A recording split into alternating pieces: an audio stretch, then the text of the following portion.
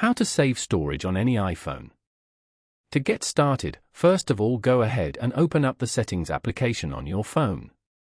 Once you're here, go to General as shown. From here, you can manage your overall setup and preferences for iPhone. Then, go to iPhone Storage. This section displays how much storage is used and available, along with a list of apps and their storage usage. Go to Review your photos and videos as shown.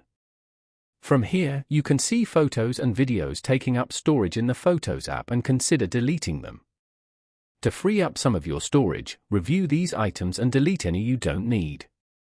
For example, go to Videos to view all the videos on your phone. Over here, tap on Select at the top right corner.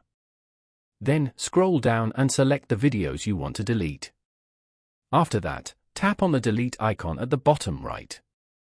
Tap on Delete from this iPhone to confirm. Then, tap on Cancel. Now, go back to the previous page and tap on Empty beside Recently Deleted Album. Tap on Delete from this iPhone to confirm. This will permanently delete all photos and videos kept in the recently deleted album. After that, tap on Offload beside Offload Unused Apps.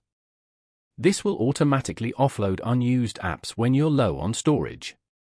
Following these steps, you can easily save storage on any iPhone.